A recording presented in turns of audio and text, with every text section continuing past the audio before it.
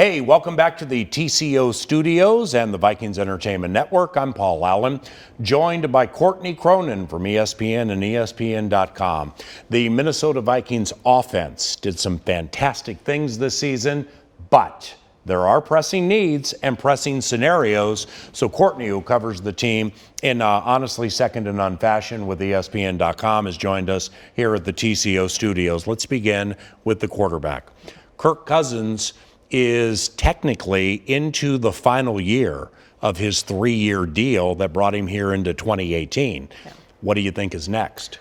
Well, I'll continue to stick with the point that I've said all offseason, probably for about a year now, that in order for Kirk to get the extension going into the final year, so he's not a quote-unquote lame-duck quarterback in his final season in 2020, he needed to do the one thing he hadn't done yet in his career in 2019, and that was win a playoff game. And he did it in pretty terrific fashion. Yeah. I mean, it wasn't like he relied on a huge defensive stop in New Orleans or Dalvin Cook breaking off a 30-yard run to win in overtime. Kirk led that drive. So to me, even going into the San Francisco game where their season eventually ended, I felt like Kirk had already secured that extension for the 2020 season. Now we'll see just how big it is, but I do think there are other pieces that you might want to also consider this offseason keeping together if you're going to extend Kirk. Now Courtney, with Kirk, year two, you're 8-7-1. We have some pick sixes, but we also have some good moments. Cousins boots out to the left, passes to Diggs, caught,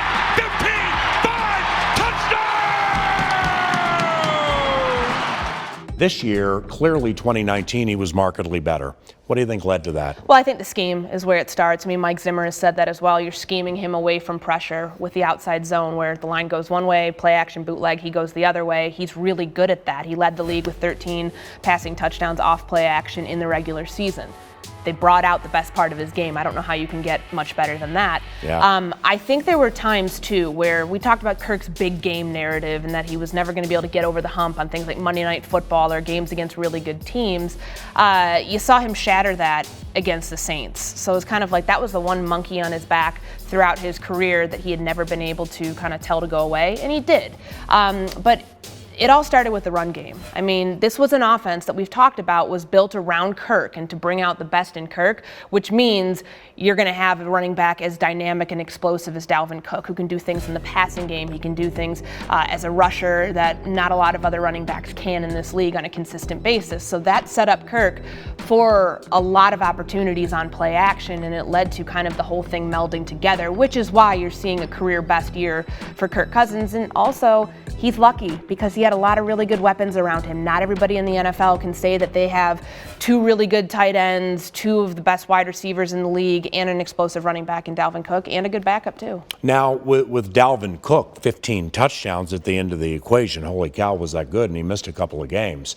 Is there a Dalvin dilemma in that Dalvin is heading into the final year of his contract too? I don't know if I'd call it a dilemma, but I do think that you need to extend him. You need to find some way to keep him here because, yes, he is going into that 4th year, so he's eligible now for a contract extension. The day the season ended, his contract expired for at least what was the 3rd season. So is he going to be in that range where he's, the Le'Veon Bell, Todd Gurley type money? I don't know. I think that it just depends on how this team values the running back spot because as you're seeing across the NFL, teams are very much looking at it as build through the draft, don't let guys go get to an exorbitant amount on their second contract. Now, will they do that? I'm not sure.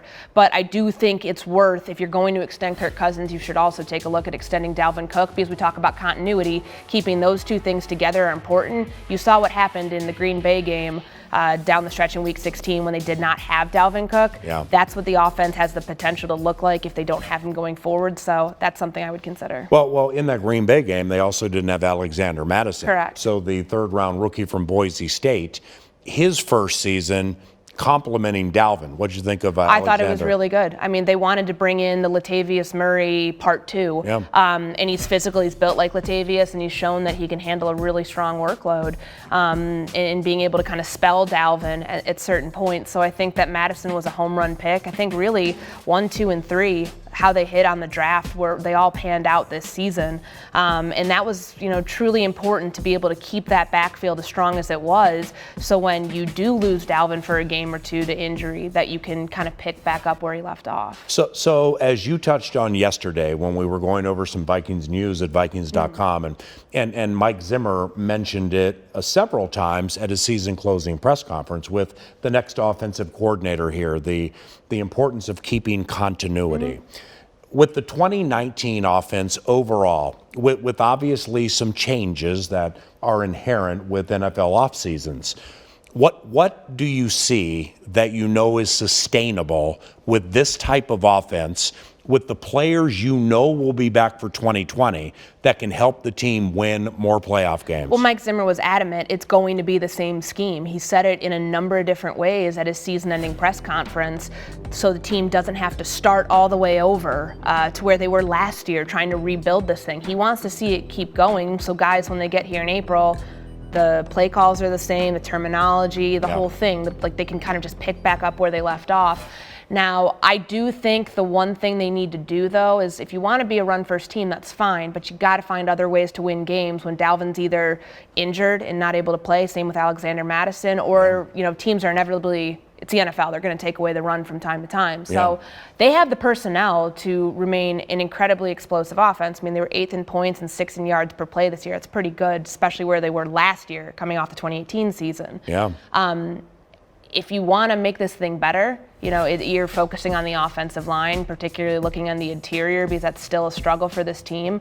And I do think that they have the potential to use some of that draft capital to improve that area so the offense doesn't have to experience that much of a drastic change, because we know it's just not going to happen if the scheme's going to stay the same. Now, very rough year for Minnesota favorite Adam Thielen, largely due to injuries. He missed almost half the season. Very difficult year for Adam. The importance of a bounce back. Yeah. Not only for Adam in 2020, but this offense. I think it's hugely important. I mean, Adam just got the big contract. I mean, it really starts kicking in the 2020 season, so he's going to want to play up to that. And this offense is better when he's in it. Now, the good thing that we know is they were able to adjust. Kevin Stefanski did a tremendous job. Once Adam goes down in that Detroit game, I think that was very much a turning point for this team. I spoke with Gary Kubiak about this a couple weeks ago, that guys were like, hey, we can do this. Like, we lose an incredible playmaker, and then tight end usage goes up. BC Johnson gets a significant number of Adams targets. The running game and just where the screen game kind of took off, from week 7 on, that was big. So you add Adam back into that mix and you get him at full strength, not Adam with a cut ankle who's just worried about his stitches ripping open in the biggest game of the season. Yeah. That's important. A healthy Adam Thielen makes this offense go, and opposite Stephon Diggs, you get that firepower back that they were missing at certain points. So now, Courtney, in closing for the offense, and we'll hit on the defense tomorrow, with the Minnesota Vikings offense and the offseason, where, the schedule just never stops. Courtney's off to Mobile, Alabama for the Senior Bowl coming up shortly, then the Combine, then free agency, then the draft. It's a year-round calendar. Organized team activities, mini camp, training camp, preseason, here we go. With all of that in front of you, offensive needs for the Vikings into 2020. Left guard is number one. I think that is definitely a sore spot on this offense. And I struggle with that because you look at, they're picking at 25. Well, if you're not getting an offensive lineman in the top 10, I know they drafted Garrett Bradbury at 18. Even he saw some struggles this year. That maybe that spot goes to a cornerback. So I'm trying to think draft capital, what do you do? Does it free agency? Are you trying to restructure some contracts so you have money to spend? That to me, however you get there, that has to be priority number one. And also, as Mike Zimmer said, the redshirting process that they kind of did with guys like Drew Samia, I'm curious to see. Oli Udoh. Yeah, and Oli Udoh as well. I'm curious to see kind of where their process and where they're at when we come back here and organize team activities. But I do think offensive line's got to be the priority, and this team knows that because it's been an issue the last few years. And maybe you're looking at a situation where, you'd like to think Dalvin Cook would be back and that he gets this extension, that he's on to his second contract. But regardless, the beat has to go on either way. So potentially looking at that running back spot to kind of churn back in. Great job. Thank you. Courtney Cronin, ESPN, ESPN.com, and I'm Paul Allen from the TCO studios. Tomorrow, we take a look at the Minnesota Vikings defense from an off-season perspective here at Vikings.com Thanks for watching.